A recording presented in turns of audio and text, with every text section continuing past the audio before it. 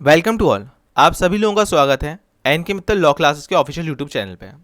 आज हम लोग जो आप लोगों से बात करने वाले हैं वो करने वाले हैं पेटेंट, कॉपीराइट और ट्रेडमार्क के बारे में।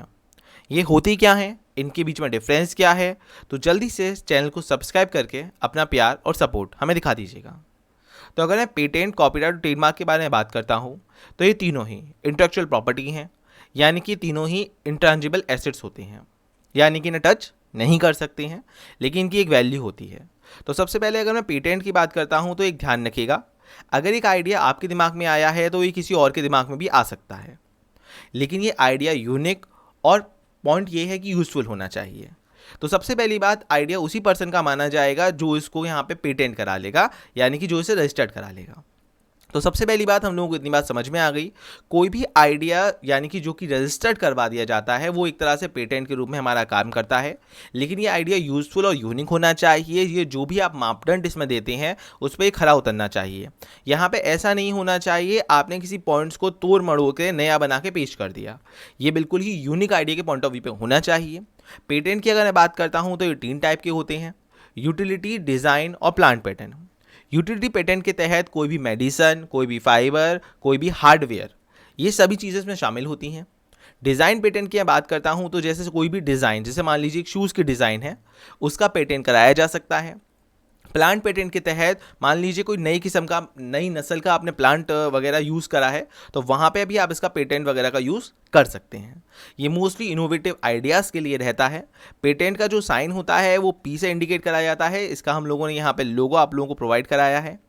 पेटेंट के बारे में एक बात याद रखिएगा, ये किसी भी पर्सन के पास में 20 साल तक इसका राइट रहता है। मतलब दूसरा पर्सन अगर इसका यूज़ करता है तो उसे उस पर्सन से परमिशन लेनी होगी और उसको रॉयल्टी देनी होगी।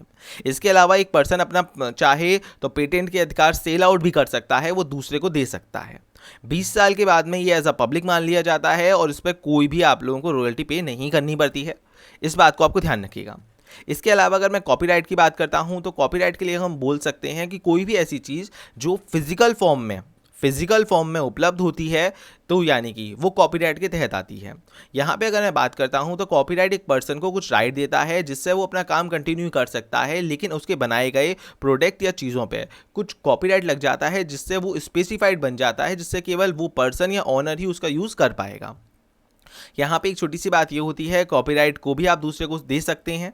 ये यहाँ पे आपकी लाइफ टाइम तो रहता ही रहता है, साथ में आपके एक्सपायर होने के बाद में आपके वारिस से इस पर 60 साल तक क्लेम बनाए रख सकते हैं, लेकिन 60 साल के बाद में इसे एज अ पब्लिक मान लिया जाता है। इस बात को आपको ध्यान रखना है। कॉपीराइट की अगर मैं बात करता हूँ, कोई भी म्यूजिक, कोई भी ऑडियो, कोई भी वीडियो, कोई भी एडवर्टाइजमेंट, कोई भी पोस्टर, कोई भी बुक्स, ड्रामा, वीडियो गेम, ये सभी आप लोगों के कॉपीराइट के तहत आते हैं। यानी कि कोई भी ऐसी चीज़ जो फिजिकल फॉर्म में रखी जा सकती है वो कॉपीराइट के तहत यहाँ पे आ रही है।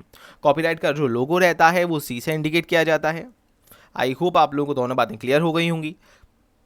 इसके अलावा अगर मैं बात करता हूँ ट्रेडमार्क की, ट्रेडमार्क आप लोगों का एक कंपनी का लोगो टाइप का होता है। इस बात को आप याद रखिएगा। जैसे सैमसंग है, जैसे कोको कोला है, जैसे एपी है, या फिर आप लोगों का एप्पल का फ़ोन है, या फिर गूगल है, या आप लोगों का डोमिनोज है, निकॉन है, सैमसंग तो हम लोगों ने ले ही लिया था नाम।